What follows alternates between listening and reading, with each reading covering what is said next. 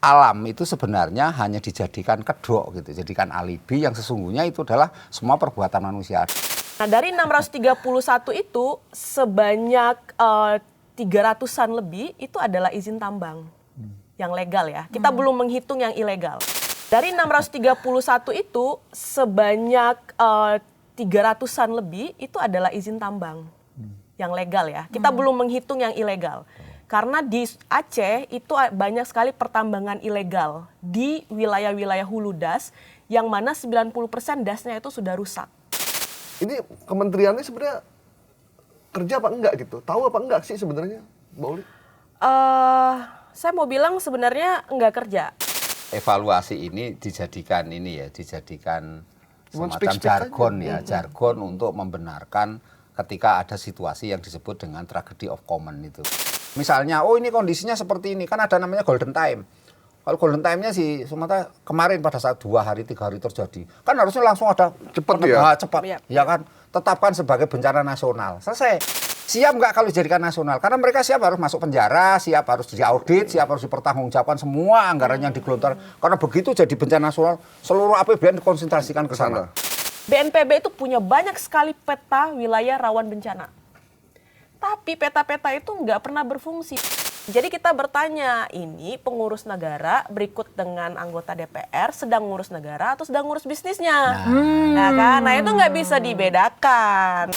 Misalnya dia pembantu-pembantunya itu nggak jalanin ya kebijakan-kebijakannya dan arah yang diberikan oleh presiden, harusnya dipecat dong ya, di reshuffle ya.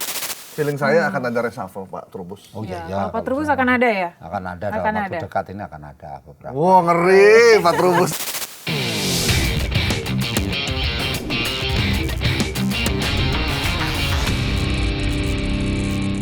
Assalamualaikum warahmatullahi wabarakatuh. Waalaikumsalam warahmatullahi wabarakatuh. Di tengah bencana pasti ada peristiwa-peristiwa menarik, termasuk kalau Anda ingin kasih bantuan, Anda juga bisa bawa macam-macam tuh. Bawa bantuan, bawa beras, bawa baju, mie instan, segala macam. Nah, ini bencana yang terjadi di Sumatera adalah bencana yang sebenarnya sudah ada banyak peringatan. Ya. Jadi bukan yang ujuk-ujuk tiba-tiba bencana sebenarnya. Nah, tinggal bagaimana respon yang akhirnya kita sebagai negeri yang katanya supermarket bencana tapi tetap gagap melakukan itu. Dan yang menyedihkan adalah justru yang jadi pusat pemberitaan itu adalah ada pejabat yang nenteng beras dan itu viral ke mana-mana. Ada 2 narasumber yang hadir di sini, ada Pak Trubus, pakar kebijakan publik. Ya, dan juga ada dari manajer kampanye hutan dan juga kebun Walhi Nasional ya, ada Mbak Uli Artasiagian. Makasih Mbak sudah bergabung. Saya ke Pak Trubus dulu ya. Silakan. Gimana Pak, sebagai pengamat kebijakan publik kalau ada pejabat yang tiba-tiba nenteng beras di tengah bencana? Ya sebenarnya itu kalau saya melihatnya ya ada sesuatu yang dilanggar. Namanya itu dianggap public civility. Public civility itu kesantunan publik. Jadi itu suatu perilaku yang sebenarnya tidak santun di tengah situasi bencana, situasi ada penderitaan, ada tangisan ya korban lah dan sebagainya. Pokoknya situasi yang nggak enjoy itu sebenarnya nggak diperkenankan. Itu kan etika publik, etika pejabat publik itu harus bisa menjadi teladan, menjadi sokok guru atau menjadi ya pokoknya segala sesuatu yang paling baik gitu. Itu Tapi kalau Pak Trubus melihat pejabat publik yang mengangkat beras itu lebih ke perlakuan tidak santun atau pencitraan, Pak Trubus? Kalau ini 2 dipandangnya. Kalau saya dari pejabat publik memandang itu tidak santun. Nah, tapi kalau dari sisi politisnya, karena pejabat publik juga ada sisi politisnya. Nah, itu tentu ada memang bergaya pencitraan. Karena tidak hanya yang pakai itu, ada juga foto-foto juga banyak. Itu beredar banyak sekali pejabat datang itu foto, ya kan, itu foto. Ini kan jadi yang namanya bencana itu di mana saja termasuk di Jakarta banjir itu juga dipolitisasi sedemikian rupa untuk menarik entah itu konstituen, entah itu masyarakat umum supaya penampilannya dianggap eye-catching gitu loh. Jadi menurutnya itu masalahnya. Mbak Uli, teman-teman di Walhi ketika ke Sumatera pakai baju anti peluru nggak? Yang ada tulisannya Uli gitu? Enggak lah. Oh, enggak. Satu karena kita nggak punya. Ya, ya kami nggak apa namanya ya, sampai sekarang memang teman-teman di Walhi Sumatera Utara, Sumatera Barat dan dan Aceh gitu ya, memang dalam konteks kemanusiaannya masih berfokus untuk membantu ya saudara-saudara kita di 3 wilayah ini gitu, dan Walhi juga menginisiasi posko gitu di nasional dan di 3 provinsi, di mana memang bagi publik yang mau berdonasi membantu sesama saudara gitu kan, itu bisa juga menyalurkannya melalui Walhi, meskipun sebenarnya banyak organisasi lain juga yang menginisiasi ini gitu. Dan ya tentu pas menyalurkan ya nggak perlu lah ya pakai spanduk gitu, nggak perlu pakai yang lain-lain, ngangkut beras dan lain sebagainya gitu. Karena untuk akses masuk aja udah sulit ya. Karena untuk bawa. akses masuk saja sulit. Iya. Boro-boro sempat foto ya. Iya. Mbak, tapi kan banyak yang mengatakan bencana yang terjadi di 3 provinsi ini ya. 3 provinsi ini banyak ya, Mas Goib ya. Banyak dan juga cukup parah. Itu karena cuaca ekstrim. Mbak sendiri dan juga Walhi setuju 100% nggak? Kan kalau kita baca ya Mbak ya, pengetahuan baru modern terkait dengan bencana kan sudah tidak ada lagi bencana alam. Terminologi bencana alam itu sudah dihapus karena sekarang bencana itu dimensinya selalu sosial, ekonomi, politik. Dia diakibatkan oleh kebijakan yang ada hari ini dan sebelumnya gitu. Nah dari sana sebenarnya kita tarik nih ya dalam konteks realitanya, sebenarnya apa yang membuat kita menjadi sangat rentan sekali dan kenapa bencana itu semakin sering terjadi. Pertama, apa yang membuat kita menjadi sangat rentan? Karena kita kehilangan banyak sekali infrastruktur ekologis kita. Apa itu infrastruktur ekologis? Hutan, ekosistem gambut, dan ekosistem lainnya ya. Yang sebenarnya ini adalah benteng alamiah kita. Hutan itu adalah benteng alamiah untuk menjaga pengaturan tata air kita. Kalau hutannya hilang gitu ya, maka nggak ada lagi fungsi itu gitu untuk mengatur tata air kita. Dan ketika banjir atau hujan datang dalam skala yang besar, sedang bahkan kecil di beberapa wilayah, itu tingkat banjirnya dan longsornya itu semakin tinggi. Nah, yang kedua adalah kenapa bencana ini semakin sering terjadi? Karena situasi hari ini kita berada pada krisis iklim gitu Mbak. Kalau kita balik membincang soal siklon ini kan hampir tidak mungkin hadir di wilayah tropis yang dilalui oleh garis khatulistiwa gitu. Tetapi karena suhu permukaan air laut itu terus memanas, semakin memanas gitu ya, maka itu memberikan energi kepada siklon untuk dia tumbuh kembang dan kemudian dia memutar sampai ke wilayah daratan. Dan ketika dia masuk ke wilayah daratan, infrastruktur ekologis tadi itu udah nggak mampu lagi menahan itu gitu. Jadi sebenarnya pengurus negara kita itu tidak mampu ya menjamin gitu ya bagaimana kepengurusan terhadap sumber daya alam kita itu membasiskan risiko bencana atau pengurangan risiko bencana itu sebagai salah satu dasar gitu. Kita ganti pengurus OSIS saja. Sebenarnya menunjukkan ketidakmampuan. Ya. Pak Trubus, ini kan ini ya di laman media mainstream atau media sosial itu cuaca ekstrim ya. Pembalakan, tambang, perizinan, terus dan segala macam itu. Ya. Dan kita cukup lama berdebat tentang itu, sementara korban yang ada di sini justru malah tidak terangkat. Tapi itu dua-duanya penting.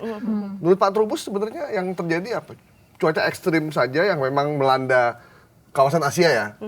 Atau memang ada pembalakan liar yang terjadi? Nggak liar sih ya. Karena tadi dikatakan ada juga dugaannya. Karena tadi dikatakan ekologis kita sudah tidak mampu lagi. Nah, kenapa tidak mampu? Bukannya Indonesia ini penuh dengan hutan-hutan gitu kan? Apa sebenarnya apa yang terjadi? Sebenarnya yang dibilang kan tadi tidak mampu, ya kan tidak mampu berarti gini itu saya melihat sebenarnya ia memandang bahwa alam itu sebenarnya hanya dijadikan kedok gitu, jadikan alibi yang sesungguhnya itu adalah semua perbuatan manusia. Dalam namanya itu antroposen, itu ada satu teori mengatakan bahwa semua yang terjadi ini bukan karena takdir, bukan karena alam, bukan karena apa, tapi perbuatan kita manusia sendiri gitu. Jadi artinya apa? Baiklah namanya illegal mining, illegal logging, termasuk macam-macam jenis tadi disebut ya.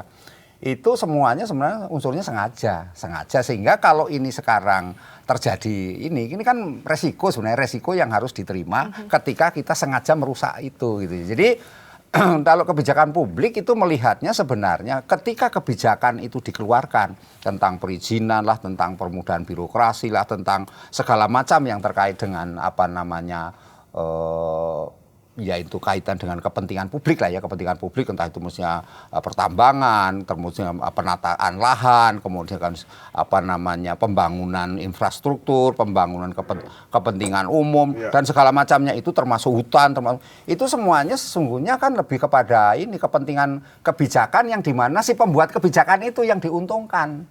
Jadi bukan publiknya. Kalau publiknya lain lagi. Publik itu dalam pengertian kebijakan hanyalah sebagai apa namanya ya kalau ada yang menyebut penyeimbang, tapi ada juga yang menyebut itu sebagai apa namanya objek dari sebuah kebijakan.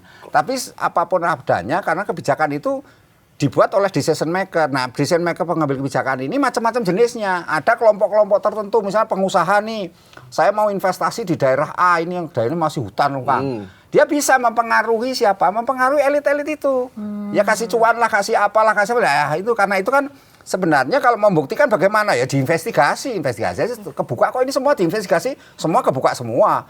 Bukan 7 perusahaan mungkin atau 8 perusahaan, tapi mungkin lebih dari itu juga bisa dibuka. Termasuk yang ilegal-ilegal itu bisa. Berarti Pak Trubus menduga nih ya ada perbuatan dosa ekologis yang dilakukan para elit yang ada di sana? Iya, ada dosa ekologis, bukan hanya dosa dalam pengertian itu, memang sengaja dibuat, dicipta, dikreat untuk itu gitu loh. Jadi ini ada dikreat untuk itu artinya memang karena atas dasar kepentingan investasi, kepentingan apa namanya perdagangan, kepentingan negara untuk pemasukan cuan negara dan semuanya itu dibuatlah sedemikian agar kebijakan yang dibuat itu berpihak kepada kepentingan yang membuat itu gitu loh, Mas. Itu soalnya di situ. Kalau nggak It's deeper than that ya. It's deeper than we thought kan. Kalau dari Wali sendiri apa sih Mbak yang udah ditemukan di sana? Iya. Emang separah itu, Mbak? Emang separah kondisinya? itu? Apakah memang ada dugaan-dugaan elit itu? Karena kita tiba-tiba kaget ya, Iya. tiga provinsi sekaligus dan itu mencengangkan. Bahkan ada di Aceh, ada desa yang hilang.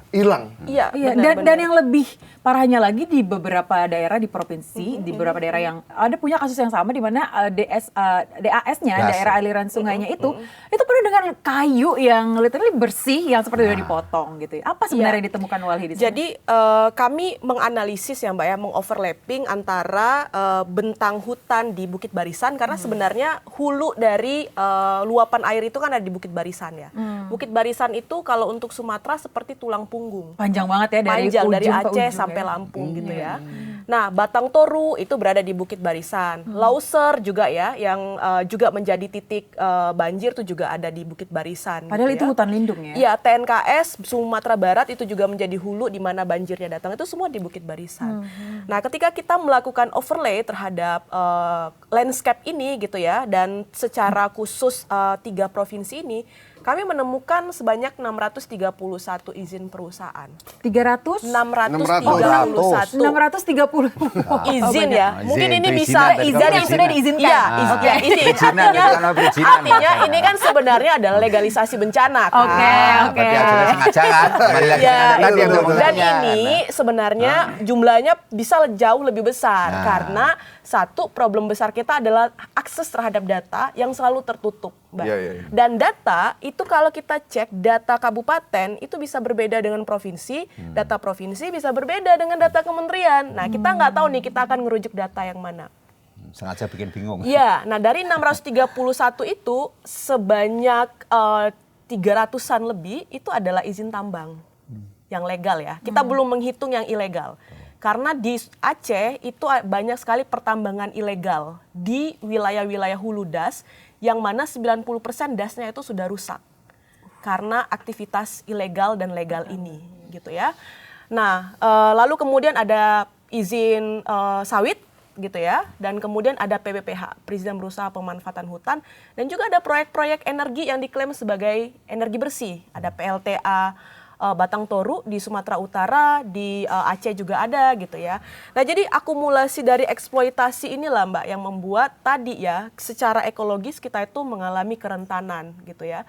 Nah, pertanyaannya kenapa itu terjadi? Tadi saya mau nyambung bahwa dalam kebijakan publik itu kan ada yang namanya corporate capture ya, di mana kebijakan itu bahkan disusun oleh swasta ya, korporasi yang dimana dia harus menjawab kepentingan-kepentingan korporasi. Nah, kita lihat dalam fakta ini bahwa hampir sebagian besar kebijakan kita itu disusun untuk mengakomodasi kepentingan tadi, eksploitasi tadi, bukan untuk memastikan bagaimana keselamatan rakyat ya, bagaimana perlindungan lingkungan yang sebenarnya itu adalah mandat konstitusi. Itu nggak pernah dijalankan oleh pengurus negara kita. Gitu. Dan ketika banjir saat ini, orang yang tidak berdosa gitu yang harus menanggung. Saya bisa jamin Mbak, orang yang penerima manfaat paling besar dari eksploitasi itu tidak tinggal di wilayah itu. Artinya tidak ada pendistribusian dari perusahaan untuk rakyat sekitar? Bukan hanya tidak ada pendistribusian gitu ya, bahkan sekarang kalau kita lihat dalam konteks bencana, penanganan itu kan selalu memakai biaya anggaran negara. Biaya eksternalitas dari kerusakan lingkungan itu selalu ditanggung oleh negara. Uangnya dari mana? Uangnya itu juga berasal dari pajak-pajak kita gitu ya. Jadi negara juga sebenarnya tidak punya kuasa untuk menagih pertanggungjawaban korporasi, Mbak, yang selama ini menikmati keuntungan paling besar dari eksploitasi terhadap sumber daya alam kita. Kemana nih sekarang, di mana perusahaan-perusahaan yang menerima manfaat paling besar ini gitu? Apa yang udah mereka berikan kepada korban yang sekarang banyak yang kelaparan, tidak bisa mendapatkan akses air bersih gitu. Nah, Pak Trubus, kan sekarang ini untuk izin pertambangan kan sudah diizinnya udah langsung ke pusat ya? Pusat, ya. Pusat, tetapi kan persoalannya tetap ada rekomendasi dari daerah. Ya. Karena kan daerah selalu mengatakan, nggak mau dong saya hanya menerima kucing dalam karung. Itu, dan itu kan yang dieksploitasi juga punya saya. Daerah itu mengatakan begitu, namanya otonomi daerah, terus rakyat saya makan apa? Nggak mungkin kan orang dari luar, kan seperti itu yang dijadikan dasar. Nah, karena itu pengertiannya adalah sebenarnya lebih kepada ya kepentingannya elit itu sendiri yang, karena itu kan bermainnya namanya kepentingan ya bukan ini ya lebih ke ekonomi lah sebenarnya dia itu. Jadi kepentingan, jadi keserakahan yang bahasa Pak Prabowo itu serakah nomik itu sebenarnya kan itu bermain di tataran bagaimana kemudian mengeksploitasi sumber daya alam, entah perkebunan entah apa itu sedemikian rupa. Memang ini kaitannya dengan itu demokrasi yang kita bangun sebenarnya.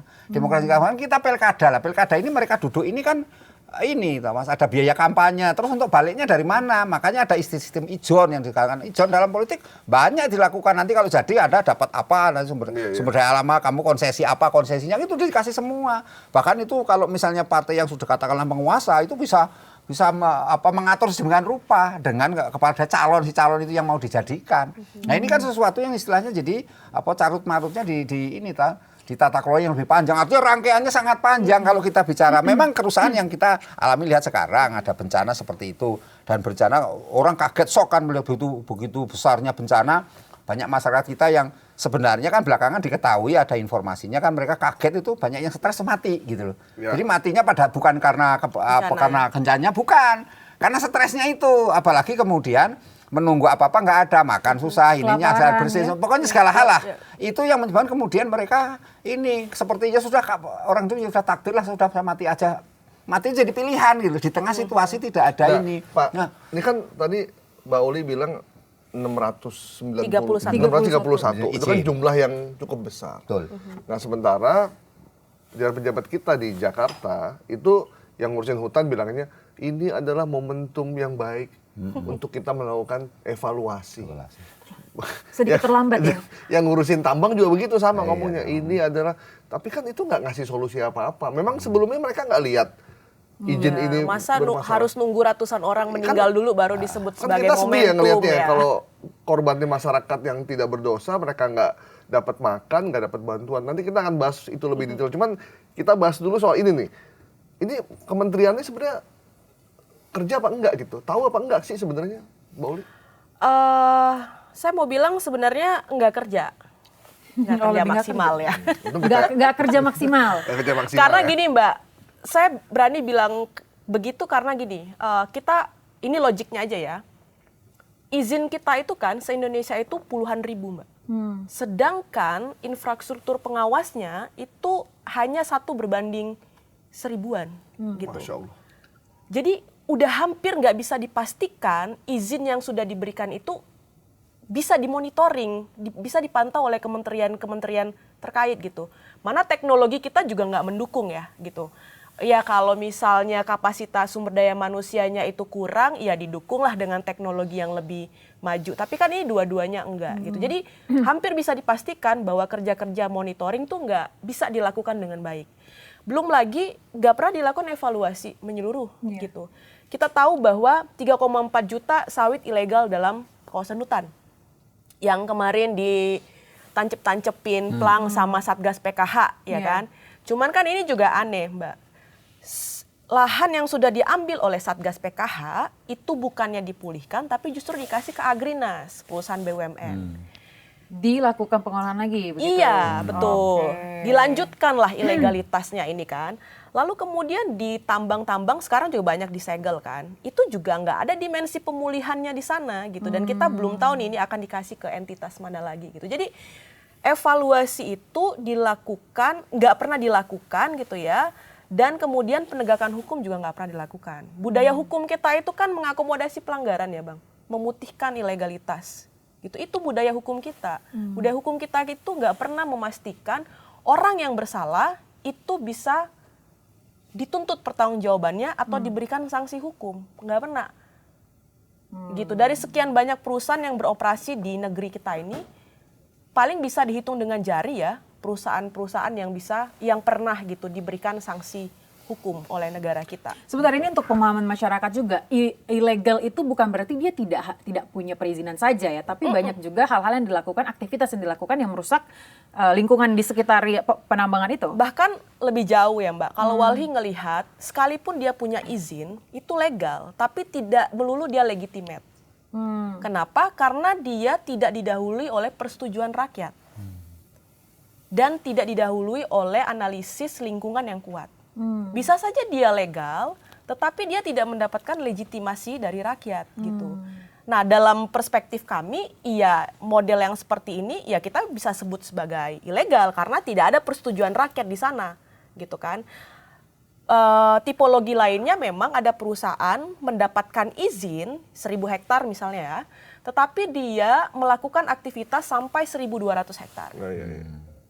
Atau dia membuka di luar izinnya, bahkan izinnya nggak dibuka gitu. Jadi banyak sekali tipologi karena mereka ilegal tahu nggak ada ini. yang ngawasin ya. Bener, ya kalaupun ketahuan ada kok mekanisme pemutihan. Atau kita itu aja. Revisi tata ruang itu kan selalu Iya. dipakai itu untuk pemutihan. Kita setel lagu aja. Apa tuh? Toro monitor ketua. Tapi kalau dari Pak Trubus sendiri menilai Pak, maksudnya ini menarik ya Mas ya, kalau kita bahas lingkungan Indonesia ini kan luas banget dan maksudnya full of hutan Ada juga nggak dan lain. kita pernah lihat penjahat lingkungan diadili? Ada, cuman jarang. Ada, tapi dan prosesnya Ada panjang kemarin banget ya. naik kartu, udah dikasih itu katanya. Udah dikasih Apa? Dibebaskan dibebaskan. SP3.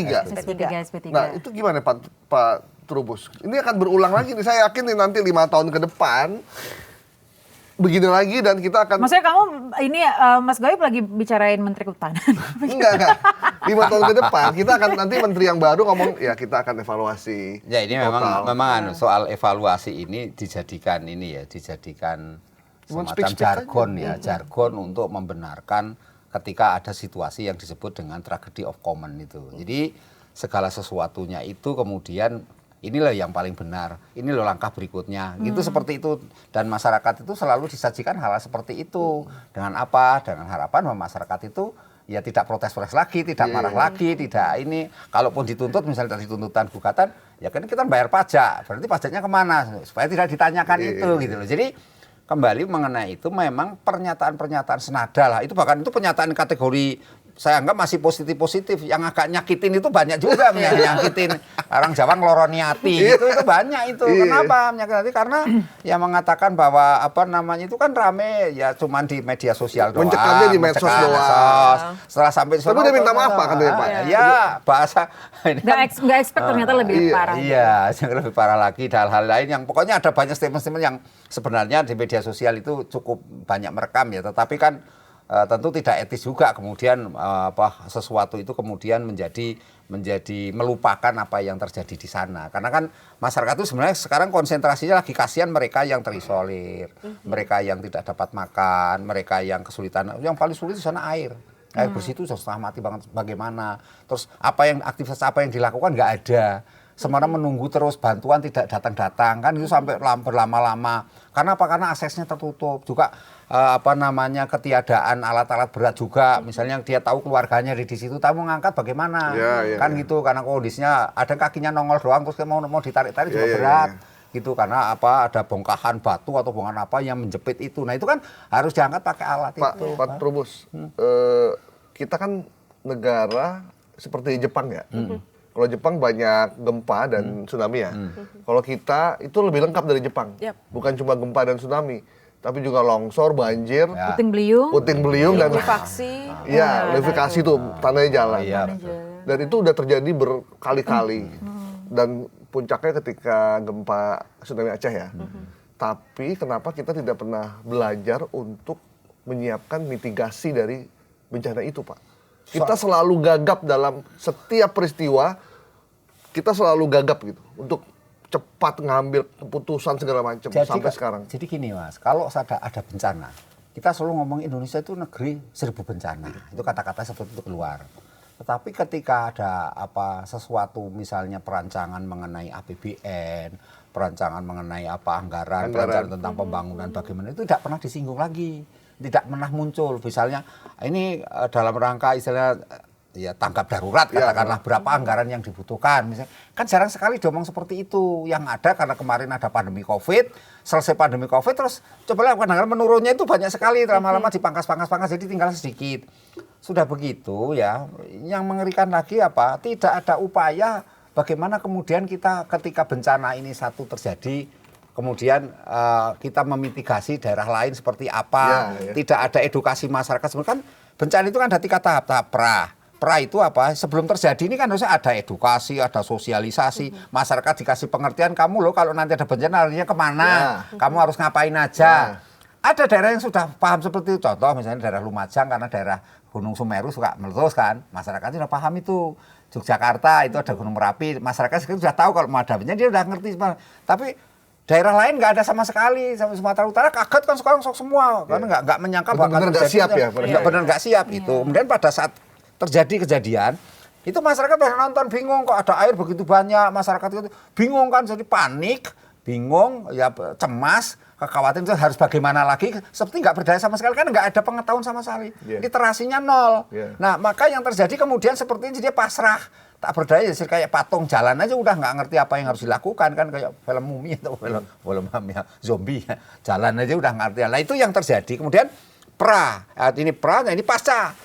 Nah pasca ini sebenarnya kan ada 2, pasca mengenai rekonstruksi dan rehabilitasi. Rekonstruksi kita paling-paling ada udah dibangun aja bangunannya apa yang rusak, jembatan yang ini dijanggarkan ini, gitu aja sudah.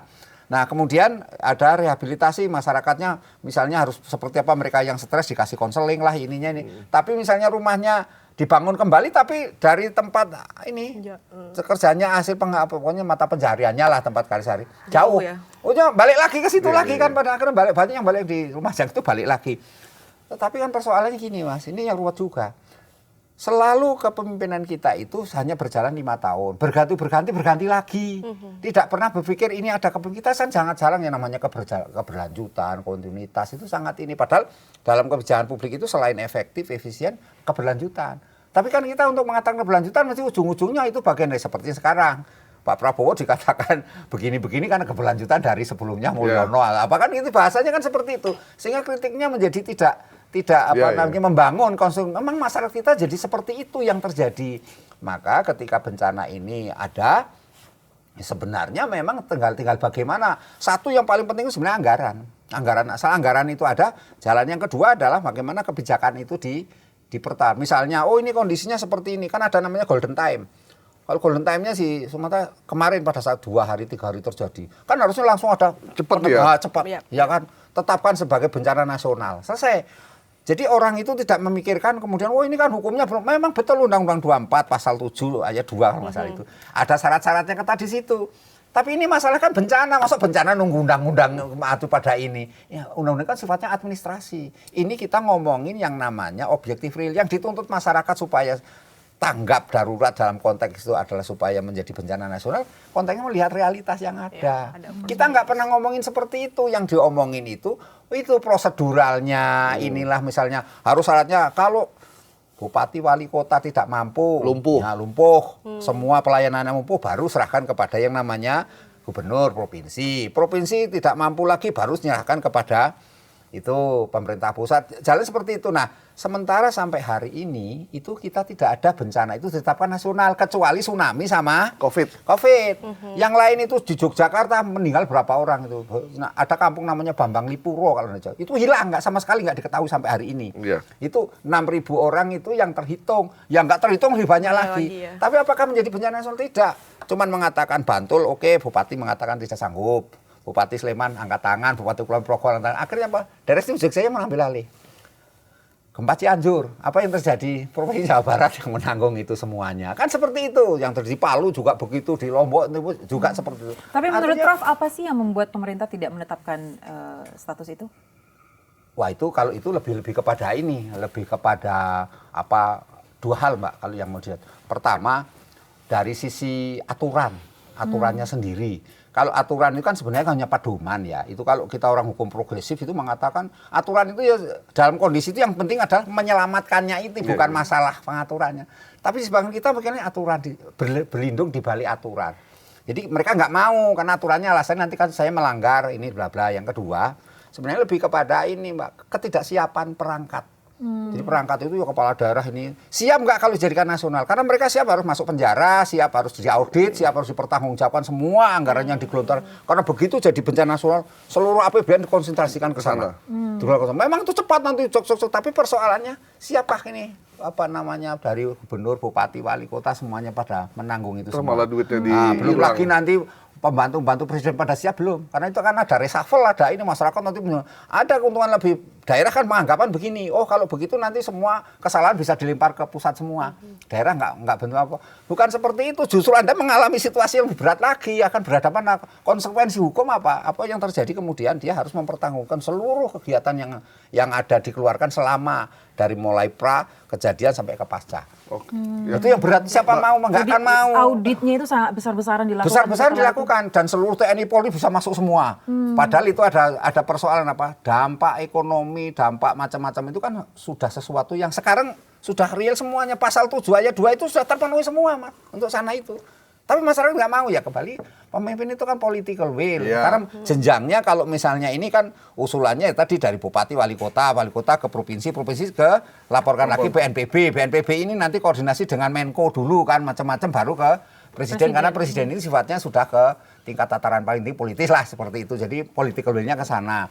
Nah, persoalannya kan presiden kemarin ketika ke sana itu tidak ada satupun pemimpin itu sana nemuin Bapak Presiden bisa nggak kami ditetapkan jadi ini kan nggak ada yang mau begitu, malah yang mengatakan malah keluar kata-kata apa Bapak Presiden seumur hidup kan, jadi bagaimana orang kita mau ngomong ini gitu loh Mas, ini Ampun kan dah. kan Ampun saya mah kayak gitu Situasi loh. begitu aja masih dipolitisi. Nah, masih dipolitisir mencari sesuatu Mas gitu loh. Sebenarnya kalau aturan sih ya kita bawa ke MK aja Iya, kan. iya, Orang bisa jadi wapres cuma Tapi gara-gara- lucu Mas, terhadap bencana dia sangat prosedural. Betul, lah itu. Prosedural ya. Tapi terhadap apa investasi misalnya prosedurnya dipangkas. Gitu. Jadi kita tuh sangat apa ya, terhadap sesuatu yang bersifat kemanusiaan sangat tekstual sekali, pokoknya patuh banget sama undang-undang gitu ya.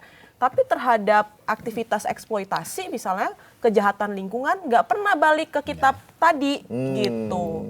Bahkan Aneh. banyak di daerah-daerah, khususnya di 3 provinsi yang terdampak itu tadi dikatakan oleh Mbak Uli, masyarakatnya aja belum sejahtera, walau meskipun ada tambang besar yang ada di sana gitu Iya misalnya. Mbak, hampir kebanyakan ya Mbak ya. Saya juga belum melihat ya, mungkin bisa ditunjukin aja gitu ya, di lokasi tambang mana gitu yang masyarakatnya sejahtera gitu. Hampir nggak ada. Nggak ada. Saya udah pernah kesana. Nggak ada gitu. Kalau ada ya kasih tunjuk aja, mungkin bisa jadi pembelajaran. Tapi ini buktinya nggak ada gitu ya. Di sawit juga begitu. Hampir rata-rata semuanya berkonflik gitu ya.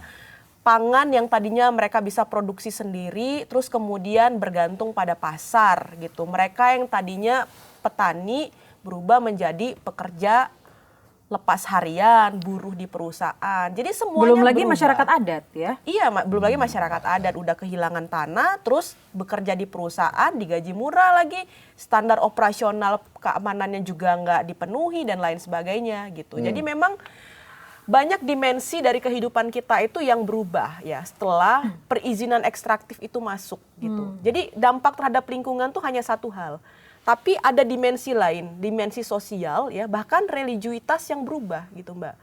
Di Kalimantan misalnya gitu ya, orang masyarakat adat terhadap hutannya itu mereka ada apa namanya ritualitas di hutannya. Jadi kalau hutannya hilang, ritualnya akan hilang. Sama seperti di Papua ya? Bener, karena nggak boleh ritual di tempat lain gitu. Atau Di lapangan bola nggak boleh tuh ya? Nggak boleh. Masih di hutan. Atau ketika mereka ritual, mereka membawa sesajennya itu dari hutan, hasil-hasil hutan. Nah kalau hasil hutannya nggak ada lagi, mereka nggak bisa bawa sajen, ritualnya nggak bisa dilakukan gitu kan. Di timur, wilayah timur lainnya, Papua, NTT, membangun rumah itu punya kayu khusus ya, yang itu berkaitan tadi dengan spiritualitas mereka. Ketika kayunya hilang ya nggak bisa itu keterhubungan mereka dengan leluhur dan lain sebagainya itu hilang. Tapi kan narasi begitu tidak laris ya kalau kita ngomongin dalam Malah konteks jadi, ekonomi benturannya ekstraktif kan gitu agama, ya. Mbak, nanti benturannya ke agama itu. Jadi mereka kehilangan, bukan cuma kehilangan rumah ya, mereka juga kehilangan ekosistem, kehilangan kebudayaan, Kehilangan macam-macam. identitas Oke. juga gitu. Nah, kan teman-teman Wali kan ada di lokasi nih. Ada satu lembaga filantropi bilang ke kita, kenapa kita selalu gagap, Mas? Karena tidak ada leadership di tengah bencana. Ketika kita datang sampai bandara, itu kita tuh bingung. Ini kita bawa barang ini, kita bawa semua pasukan kita, itu mau kemana? Mau di tempatnya misalkan di Sumatera gitu, di Medan. Ini mau kemana kita nih? Gak ada yang ngatur, kamu kesana ya, kamu kesana, Dompet Duafa kesana, Asar Humanity kesana. Jadi semuanya tersebar. Nah dia bilang tidak ada kepemimpinan di tengah bencana sekarang. Nah tuh tadi Pak Rudi bisa tanggapin. Kalau menurut Mbak Oli gimana? Ketika teman-teman di sana soal bantuan ya? Iya, bener Bang. Jadi tadi ya saya balik dan saya sepakat gitu ya. Kita berulang kali diterpa bencana, tapi nggak pernah belajar gitu dari bagaimana menangani bencana itu sendiri gitu ya. Nah itu yang membuat kita selalu kolaps ketika bencana datang gitu ya. Nah kenapa itu terjadi ya tadi karena tidak ada kepemimpinan, sosok yang mampu kemudian mendinamisasi ketika situasi krisis datang gitu. Keterlibatan TNI Polri di lapangan juga minim di bencana kali ini, Mbak? Di 3 bencana itu iya gitu. Tapi kan maksudnya Mereka kan pelaksana ya? keterlibatan TNI ini kan juga satu sisi dia baik tapi sisi yang lain belum tentu juga baik gitu kan. Jadi memang dia juga harus dilihat dari semua sisi gitu ya. Dan mungkin bukan hanya TNI yang harusnya juga mengambil respon cepat, tetapi juga tadi ya kementerian-kementerian lain yang terkait. Cuman memang menurut kami yang paling penting adalah gini Bang, kita itu tidak pernah mau meletakkan pengurangan risiko bencana dalam tadi model mitigasinya. Gitu ya. Lemah ya? Nggak pernah dilakukan bahkan ya. BNPB itu punya banyak sekali peta wilayah rawan bencana. Tapi peta-peta itu nggak pernah berfungsi Mbak, karena dia nggak pernah dijadikan sebagai dasar penataan ruang.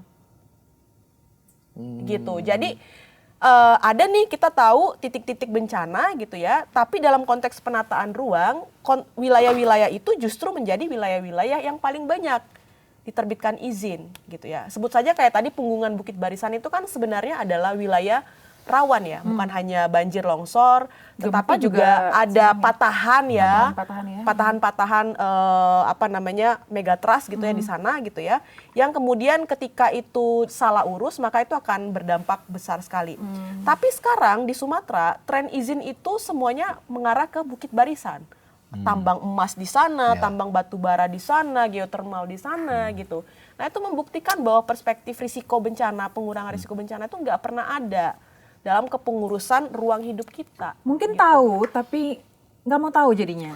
Nah, ada yang miris sebenarnya. Mungkin nanti bisa dicek dari sisi hukum ya.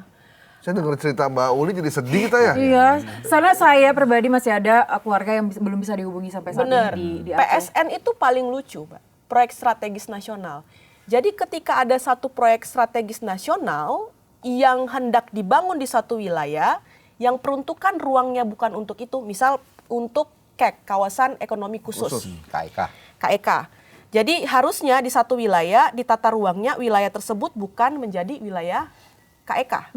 Gitu. Tapi karena dia proyek strategis nasional, tata ruangnya yang ikut proyeknya, Loh. bukan proyeknya yang Ngikut ikut tata ruangnya. Tata ruangnya. Padahal kita tahu basis basis hukum dari proyek strategis nasional ini kan hanya peraturan setingkat menteri, ya. Padahal penataan ruang itu hukumnya itu setingkat undang-undang gitu.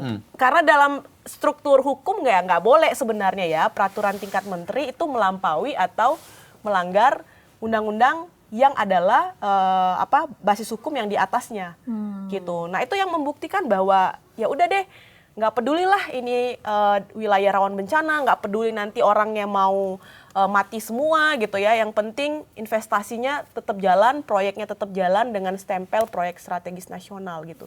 Nah ini yang juga berbahaya. Gitu. Tapi bagaimana kemudian Pak Trubus dan juga Mbak Uli melihat, oke, adanya proyek ini kan untuk memasukkan uang negara, uang daerah. Tapi satu sisi lingkungan juga harus diprioritaskan. Kalau dari Pak Trubus dulu deh, gimana Pak melihatnya Pak? Ini kan pemasukan negara Pak. Ya, jadi gini, ada dalam kebijakan publik namanya teori cost and benefit.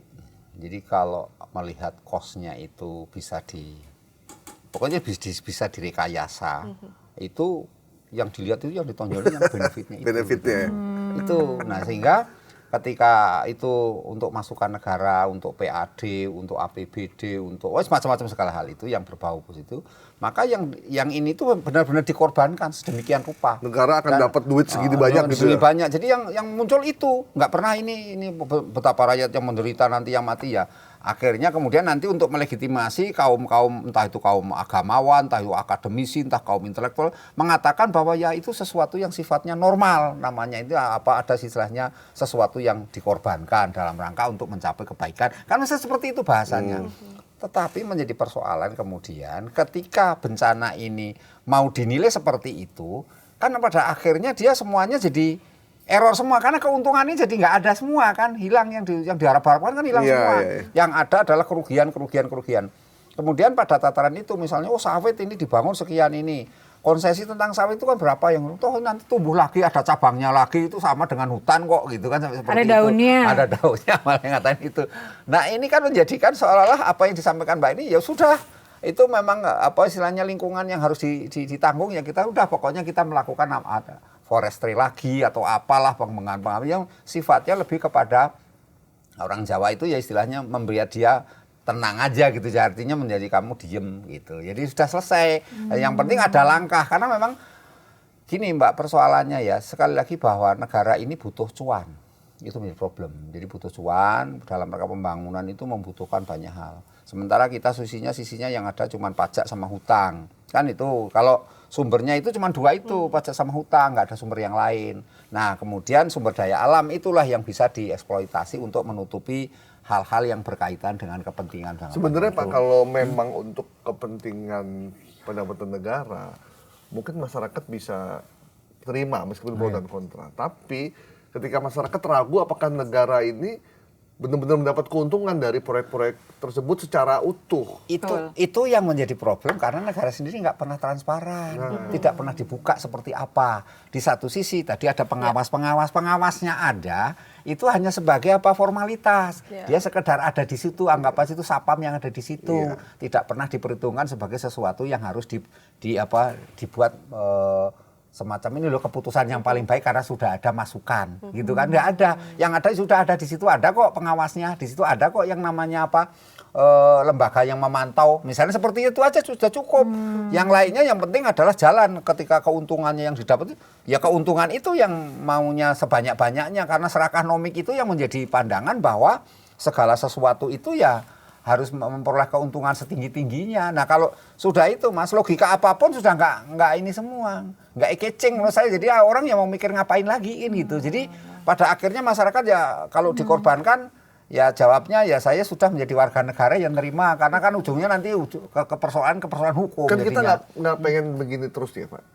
Ini tadi mitigasi lemah bahkan nggak ada, leadership kebencanaan juga tidak ada. Status bencana nasional juga tidak ditetapkan karena memang agak panjang urusannya. Terus korbannya jadi masyarakat. Terus kita mesti ngapain? Masa kita tiap bencana begini-begini terus? Iya, ini yang jadi akhirnya timbullah semacam kegelisahan di masyarakat kan itu. Apakah kita harus begini terus? Setiap bencana mesti jawabannya udah penyelamatan korban, bagaimana sih korban. Kemudian bagaimana masalah bantuan logistik, itu toh yang diomongin itu toh. Dua hal itu, pokoknya itu aja. Udah begitu nanti ada sambungannya, sedikit ada mengenai kesehatan, obat-obatan kirim ke sana. Trauma healing. Ini ada trauma healing nih, psikolog apa-apa dikirim ke sana, ini. Itu doang.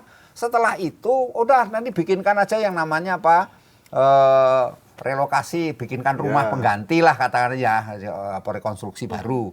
Udah seperti itu dibikinkan. Tapi kita nggak pernah menganalisa misalnya di Cianjur setelah direkonstruksi 2-3 tahun adakah yang nggak ada. Nggak ada. Udah dilupakan semua, nggak ada. Orang melupakan masyarakat kita sudah lupa lah semuanya apa yang terjadi. Anggap aja itu namanya takdir nasib ya sudah lah itu yang terjadi. Mbak Uli, tapi dari Wali sendiri udah pernah belum membahas ini bersama dengan pemerintah yang terkait misalkan lingkungan, kehutanan dan lain sebagainya. Respon mereka apa sih terkait Dari dulu dengan kerja Walhi itu Mbak. sejauh yang terbaru kita melakukan koreksi kebijakan ya. Dan sebenarnya wilayah-wilayah yang sekarang terjadi banjir berikut dengan perusahaan yang beroperasi di sana itu adalah perusahaan yang selama ini diadvokasi oleh Walhi, berkali-kali dilaporkan ke kementerian terkait, tapi nggak ada tadi tindak lanjutnya. Jadi ketika kita ngelapor ya, kita bawa data lapangan, analisis hukum dan lain sebagainya, sampai di mejanya, setelah itu kita nggak tahu lagi tuh barang diapain. Ganti menteri, nggak tahu lagi menteri barunya. Oh ini pernah dilaporkan Udah dirapiin, ya. gudangnya udah dirapiin Pak. saya Udah lihat kertasnya. arsipnya hilang. Arsipnya hilang. Udah dibakar. Selalu Dimusnahkan. begitu. Dimusnahkan. Iya, selalu begitu. Jadi sebenarnya itu yang membuktikan bahwa mekanisme penegakan hukum di kita itu juga nggak berjalan maksimal gitu ya. Kalau kemudian pengurus negara itu nggak mampu bekerja sendiri, harusnya menggandeng lebih banyak masyarakat sipil ya, yang juga bekerja di lapangan. Tapi kan itu juga nggak pernah dilakukan, Mbak. Itu jeleknya negara kita. Tapi gitu. Walid udah tahu pernah mungkin menginvestigasi ada perusahaan-perusahaan yang diduga melakukan eksploitasi dan lain sebagainya terafiliasi dengan elit-elit mungkin? Banyak. Bahaya sih, ini, Mbak. bahaya ini, bahaya kamu Ini ya. pertanyaan di tepi jurang ya. Nanti bisa ke pengadilan kita nih kalau Pengadilan. gini. Kan kita ingin bikin terang gitu. Kenapa kan kita harus lihat faktor-faktornya. Kenapa ini lama diurus gitu? Apakah Bahaya ntar kayak Kalau ini.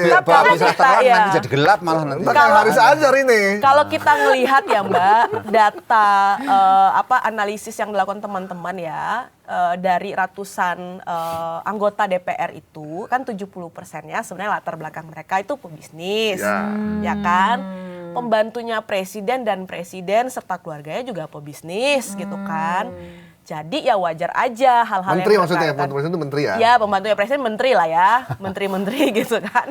Itu juga banyak berlatar belakang pebisnis gitu. Jadi sangat sulit. Jadi kita bertanya, ini pengurus negara berikut dengan anggota DPR sedang ngurus negara atau sedang ngurus bisnisnya?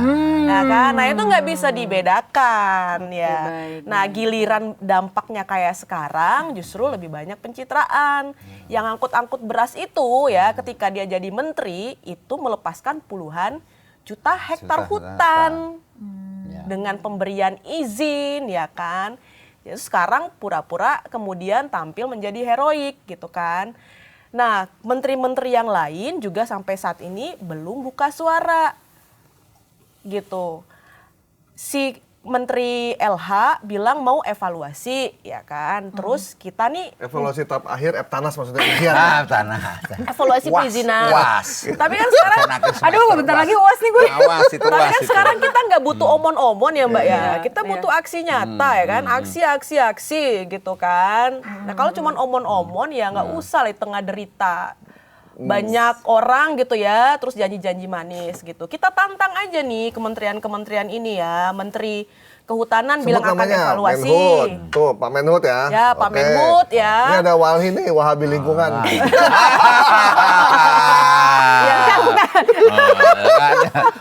Larinya ke agama. Menteri pasti itu. Kehutanan ya, Menteri ESDM, Menteri Lingkungan Hidup, ATR BPN, itu adalah orang-orang yang harus ditagih pertanggungjawabannya. Bappenas jangan lupa juga ya, karena tata ruang itu kan Bappenas. disetujui oleh Bappenas. Oke. Dan BNPB juga nggak boleh hadir sebagai heroik, karena posisi mereka itu bukan hanya untuk mengatasi atau Menangani. penanggulangan, tapi Penanggulangan. kerja-kerja pengurangan resiko bencana. Karena di BNPB itu ada deputi mitigasi kok. Ada. Undang-undang kebencanaan kita itu juga menyebutkan pengurangan resiko bencana bencana, ya. sebagai bentuk mitigasi bencana, tapi itu yang nggak pernah dilakukan.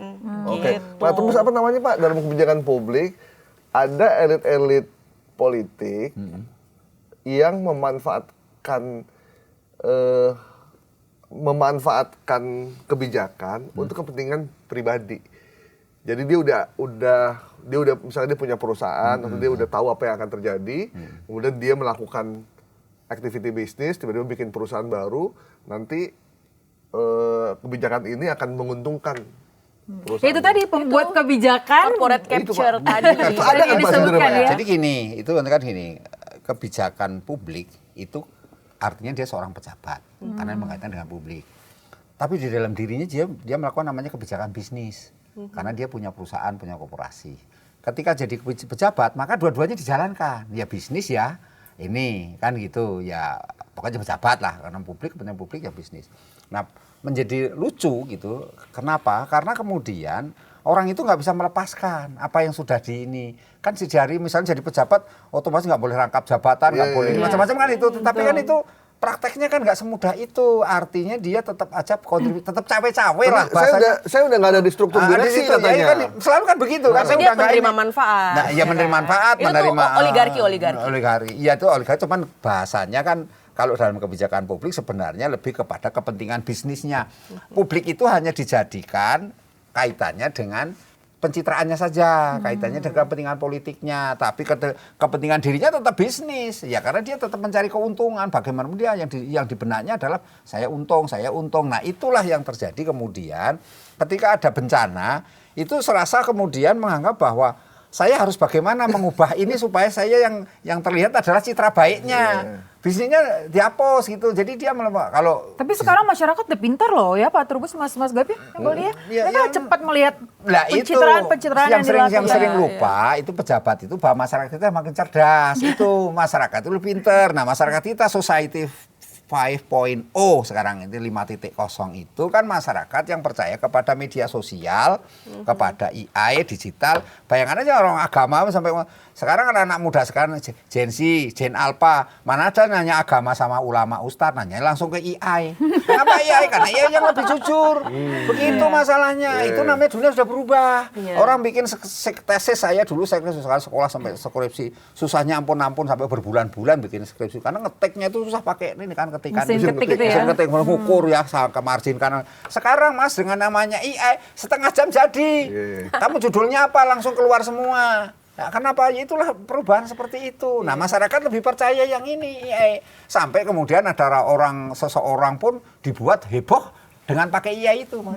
Artinya heboh misalnya soal ijazah lah, soal kan dibikin AI itu yang kemudian segala sesuatu dibikinlah tulisan-tulisan yang sesungguhnya tulisan itu bersumber dari AI.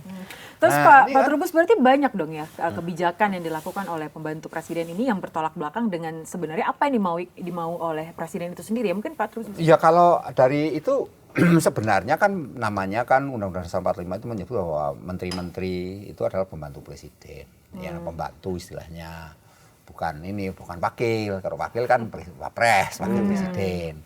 Nah sehingga sebenarnya tupoksinya adalah melekat kepada yang namanya presiden. Karena presiden itu urusannya yang banyak kan, kita ini kan negara kita sistem presidensial. Presidensial itu artinya presiden jabat sebagai kepala pemerintahan plus sebagai kepala negara gitu. Kalau di negara kan dipisah, ada prime minister, perdana menteri. Kali ini nggak ada di kita. Nah, semua urusan itu diserahkan kepada itu pembantunya. Pembantu itu namanya menteri. Menteri itu berkaitan dengan urusan yang dipegang oleh presiden sebenarnya, tetapi untuk dijalankan adalah seorang menteri. Nah, menteri ini karena jumlahnya banyak, kemudian dibentuklah namanya Menko. Menko ini yang menentukan segala sesuatu sebenarnya sebelum sampai ke presiden. Wakil presiden kan Menko dulu. Tapi Menko di kita kan kebanyakan juga ngopi, duduk, ya sudah.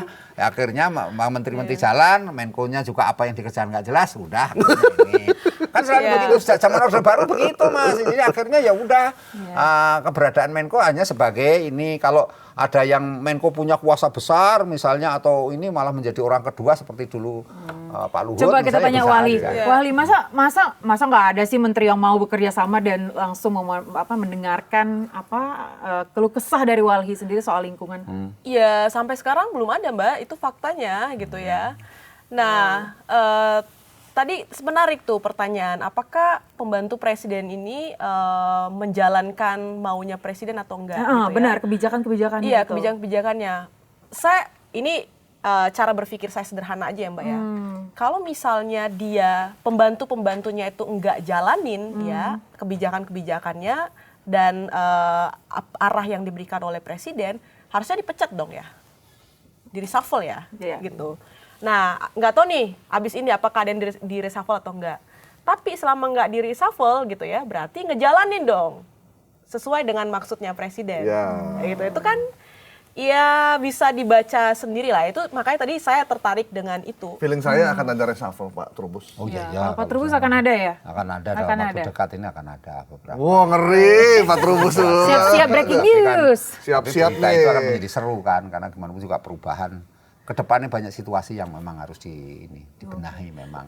Sampai bencana alam, ada persoalan apa namanya berkaitan ya hutang negara, berkaitan dengan persoalan-persoalan yang ya tata kelola soal negara. Ini termasuk salah satu bencana yang cukup besar juga ya Pak ya. Per hari ini Kamis ini dari 700-an sudah ada lebih. 700 yang meninggal dunia dan masih 600 orang lebih yang hilang begitu ya. benar-benar. Itu artinya juga kalau termasuk itu yang besar. dianggap besar, kalau itu dianggap fenomena gunung es gimana? Iya, Artinya lebih itu banyak yang belum ya kelihatan. sesungguhnya belum kelihatan masih banyak. kelihatan, Benar, Itu karena kan tadi dihitung. akses kan masih banyak akses daerah-daerah masih yang tertutup, belum belum, lagi yang kondisinya nggak ada makanan, nggak ada obat-obatan, Betul. Iya, ujung-ujungnya benar, meninggal. benar. Atau mereka yang tadi kondisinya tertimbun karena nggak punya alat berat untuk ngangkat kan nggak bisa ngitung. Iya, Sementara di situ ada beberapa keluarga kita nggak tahu. Kan itu jadi persoalannya. Sementara dalam posisi pelayanan publik kan daerah-daerah yang kondisi tertentu kan lumpuh. Artinya lumpuh itu nggak bisa dopenya mau dopen dari mana? Karena semuanya sudah kena air bah semua kan. Banjir bandang itu kan menghapus semuanya. Ya Walhi memprediksi nggak akan ada bencana-bencana ke depannya yang mungkin akan terjadi?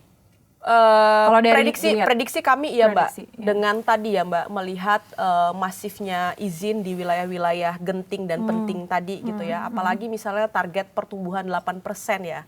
Kita tahu ekonomi pertumbuhan ini kan juga menjadi salah satu akar ya yang membuat ekstraktivisme itu masif karena tumpuan utama ekonomi kita adalah ekstraktivisme gitu. Jadi untuk logika dasarnya untuk mengejar pertumbuhan itu kan konsumsinya dinaikin ya kan sehingga produksinya naik gitu. Nah, untuk menaikkan produksi maka pembesaran ekstraksi bahan baku material itu juga menjadi besar gitu. Maka diikuti dengan pemberian izin dalam skala yang masif gitu ya. Nah, kalau izinnya masif maka semakin banyak sebenarnya wilayah-wilayah kita akan dikorbankan. Zona-zona pengorbanan itu akan semakin banyak gitu ya. Dan tentunya di tengah itu akan jauh lebih banyak bencana yang akan datang. Jadi sebenarnya kalau kita masih fokus ya hanya berfokus pada ekonomi pertumbuhan apalagi targetnya 8%, maka sebenarnya negara ini sedang mengarah pada tadi kondisi bencana yang semakin besar dan semakin masif gitu. Tentunya sebenarnya ini kita nggak mau ya Mbak ini. Kita nggak mau negara kita berada pada kondisi yang terus memburuk bahkan mungkin semakin memburuk ke depan. Maka menurut saya adalah kritis terhadap kebijakan tuh menjadi hal yang penting gitu. Saya percaya masyarakat kita itu cerdas gitu ya. Tapi saya mengajak untuk kita tetap selalu kritis gitu. Jangan lagi kau pilih ya pemimpin daerah, kepala daerah gitu ya. Dan ya kepala negara gitu ya. Atau kemudian ya presiden baik di nasional maupun di daerah gitu ya. Yang itu memberikan lebih banyak hal yang mudarat lewat kebijakan-kebijakannya. Kita harus menghukum sebenarnya orang-orang yang mementingkan kepentingan investasi atau kepentingan korporasi di atas keselamatan rakyat gitu. Pak Trubus, ada nggak? Tanya dari saya ya. Kedinginan nih. Kepala daerah yang ketika debat, kampanye, kayaknya nggak ada yang tiba-tiba ngomongin lingkungan. Jarang. Sepahaman saya dulu di Jakarta saja beberapa kali kampanye itu menyinggung masalah lingkungan itu hanya kaitannya dengan banjir doang. Kalau saya jadi ini, maka banjir bisa saya tangani. Kalau saya jadi presiden, soal banjir itu gampang. Itu doang. Saya yang batuk Tapi jadi ya. bagaimana yang lingkungan misalnya penataan kaitan dengan pemukiman, penataan dengan perbatasan itu seperti apa, tentang sampah seperti apa, sangat ini. Karena sebenarnya itu penyebab banjir, salah satu penyebab banjir itu ya. Tapi tidak pernah menjadi perhatian, menjadi fokus dari suatu kebijakan nantinya. Ada nggak kepala daerah yang berani ya? Kalau saya jadi kepala daerah, saya akan moratorium tambang sementara waktu. Saya lihat izinnya, tambang-tambang hutan, penebangan hutan, HPH segala macam juga akan saya evaluasi. Saya yakin nggak akan kepilih. Ada yang ngomong gitu. Ada. Nggak mau. Pernah ada yang ngomong begitu. di Sulawesi Tengah itu jadi teman kita lah ya. Dia di satu kabupaten dia sama sekali emang nggak ngeluarkan izin pada saat dia memimpin. Tapi kan ini persoalan orangnya orang baik, tapi sistemnya buruk gitu kan. Ketika orang baik ini nggak kepilih lagi gitu ya balik lagi lah karena sistemnya buruk. Jadi menurut kami juga memilih orang baik itu juga penting gitu ya, tetapi memperbaiki sistem itu jauh lebih penting gitu. Oke, berarti Anda melihat bahwa sistem Indonesia lah yang harus diperbaiki. Ya. Tuh, Mas Gai. Saya mumet jadi habis ngobrol sama dua orang ini. Tapi banyak loh hal-hal yang bermanfaat yang didapat mulai dari Berarti ngeri-ngeri sedap. Ngomongnya itu ngeri-ngeri sedap. Karena apa? Karena kemudian yang muncul itu semuanya jadi bau semua. Gitu. Jadi kita itu mau ngomong ini pada akhirnya, karena kita bicaranya kan bicara data dan fakta. Iya, begitu kita bukan ngomong bicara ini, bukan opini, bukan opini kok. Nyangkut ini. Iya. Ngomongin ini, nyangkut ini. Iya. Oke. Cuma saya mau tanya Wali Mbak, kita ngomong data deh di Sumatera sendiri lah ya secara spesifik. Sudah berapa persen sih kegundulan hutan yang terjadi jika dibandingkan dengan mungkin 10 tahun belakangan? Kami di tiga provinsi ini ya Mbak ya, kami kemarin menghitung periode 2016 sampai 2024 itu berapa tahun tuh?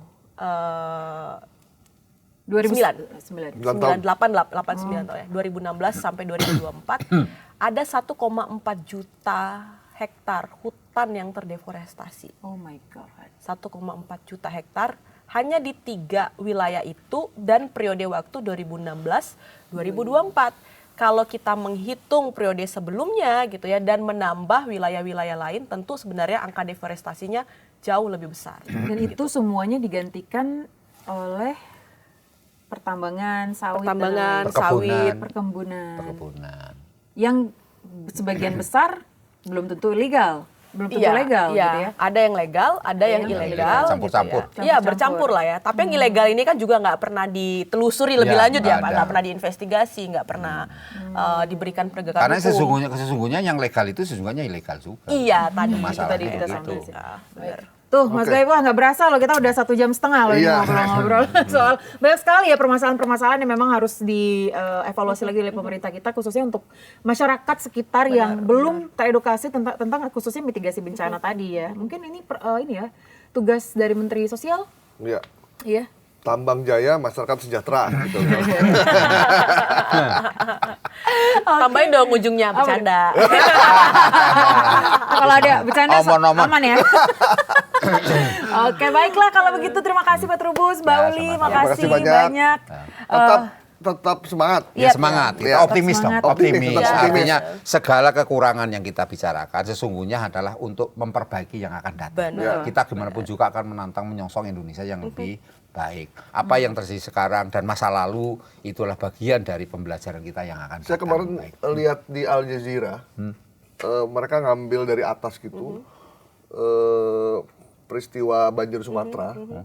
Itu kita, ya ampun di Indonesia itu udah mendunia gitu loh, maksudnya. Iya memang. Udah seperti kita ngelihat berita di negara lain gitu kan. lain, Saya ya. bilang, aduh ya sedih banget ya. Maksudnya itu kejadian di negara kita gitu. Ada satu wilayah yang habis. Beberapa minggu yang lalu Vietnam ya kejadian, terus kemudian pindah ke Indonesia. Kita kita turut Thailand, berduka lah ya Thailand dengan apa juga. yang terjadi di Indonesia khususnya. Itu cukup banyak ya. Dan bantuan Belum tahu. kalau bisa cepat sebenarnya. Bantuan disuruh. cepat, kita Jadi berharap kemanusiaan tuh di atas segalanya. kemanusiaan di atas. Karena nyawa itu berharga sekali. Jadi itu nyawa yang diberikan itu nyawa. Jadi bukan persoalan mau penetapan status apapun, itu yang penting itu adalah nyawa. Nyawanya Itu dulu harus ya. selamat dulu yang diutamakan itu. Betul sekali. Baiklah. Oke.